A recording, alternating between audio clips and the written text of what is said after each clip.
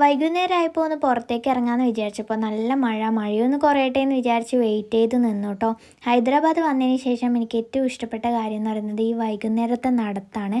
രാത്രിയൊക്കെ ആയിക്കഴിഞ്ഞാൽ ഭയങ്കര തിരക്കാണ്, ഇവിടെ പോകാൻ പോലും പറ്റൂല കേട്ടോ. ഇപ്പോൾ ഒരു ഈവനിങ് ടൈമും മാത്രമേ ആയിട്ടുണ്ടായിരുന്നുള്ളൂ, അതുകൊണ്ട് തന്നെ കടകളൊക്കെ ഓപ്പണായി വരുന്നേ ഉള്ളൂ. ആളുകളും തന്നെ വളരെ കുറവാണ് കേട്ടോ. ഈ ഒരു മാർക്കറ്റിൽ വന്ന എല്ലാ സാധനങ്ങളും കിട്ടും. കൂടുതലായിട്ട് നമുക്ക് ഡ്രസ്സാണ് കിട്ടുന്നത്, അത് നല്ല വിലക്കുറവിലും നല്ല ക്വാളിറ്റിയിലാണ് കേട്ടോ കൊടുക്കുന്നത്. അതുപോലെ ചെരുപ്പുകൾ കാര്യങ്ങളൊക്കെയുള്ള കുഞ്ഞു കടകൾ ഉണ്ടായിരുന്നു, അവിടെയൊക്കെ ഒരുപാട് കളക്ഷൻസ് ഉണ്ടായിരുന്നു. നമ്മളൊരു മലയാളി ചേട്ടൻ്റെ കടയിൽ കയറിയിട്ട് ചായ കുടിച്ചിട്ടുണ്ടായിരുന്നു. നമ്മളിവിടെ വന്നതിന് ശേഷം ഒരു മലയാളി ചേട്ടനെ മാത്രമേ കണ്ടിട്ടുണ്ടായിരുന്നുള്ളൂ. അപ്പോൾ ആ ചേട്ടൻ നല്ല ഫുഡൊക്കെ കിട്ടുന്ന നല്ല സ്ഥലങ്ങളൊക്കെ പറഞ്ഞു തന്നിട്ടുണ്ടായിരുന്നു. അപ്പോൾ അവിടേക്ക് പോയിട്ടാണ് നമ്മൾ ഫുഡൊക്കെ കഴിച്ചിട്ടുണ്ടായിരുന്നത്. എനിക്കിവിടെ വന്നതിന് ശേഷം മസാല ദോശയും വടയൊക്കെയാണ് കൂടുതൽ ഇഷ്ടമായിട്ടുണ്ടായിരുന്നത്.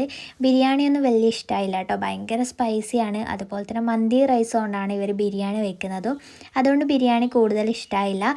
പക്ഷേ മസാല ദോശയുടെ കാര്യം പറയുകയാണെങ്കിൽ നല്ല അടിപൊളി മസാല ദോശയാണ്. എല്ലായിടത്തും നല്ല ടേസ്റ്റാണ് കേട്ടോ കഴിക്കാൻ വേണ്ടിയിട്ട്. അതുകൊണ്ട് തന്നെ നമ്മളിവിടെ വന്നതിന് ശേഷം ഏറ്റവും കൂടുതൽ കഴിച്ചിട്ടുണ്ടായിരുന്ന ഫുഡുകൾ ഇതൊക്കെ തന്നെയാണ്. പിന്നെ ചായയുടെ കാര്യത്തിലാണ് എനിക്ക് പരാതി. കുഞ്ഞു ഗ്ലാസ്സിലാണ് ഇവർ ചായ തരുന്നത്, അതുകൊണ്ട് അത് കുടിക്കാൻ മാത്രമൊന്നുമില്ല കേട്ടോ. നമ്മൾ എന്ത് കഴിച്ചാലും അതിൻ്റെ കൂടെ വെള്ളം കുടിക്കേണ്ട അവസ്ഥയാണ്. അത്രക്കും കുഞ്ഞു ഗ്ലാസ്സിലാണ് കേട്ടോ ചായ തരുന്നത്.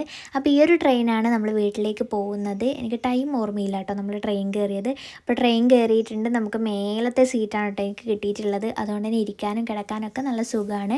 രാവിലെ ആയപ്പോൾ നമ്മൾ പുറത്തേക്കൊന്ന് വന്നിരുന്നു. 24 മണിക്കൂറിൽ കൂടുതൽ നമുക്ക് ട്രെയിനിൽ തന്നെ ഇരിക്കേണ്ടി വന്നു, കാരണം നമ്മുടെ ട്രെയിൻ 4 മണിക്കൂർ എന്തോ ലേറ്റ് ആയിട്ടുണ്ടായിരുന്നു. അങ്ങനെ പിറ്റേന്ന് രാവിലെ തന്നെ നമ്മൾ കണ്ണൂർ എത്തിയിട്ടുണ്ട്. അങ്ങനെ നമ്മുടെ സ്വന്തം കണ്ണൂർ എത്തി, അതിൻ്റെ ആ ഒരു സന്തോഷം ഉണ്ടായിരുന്നു.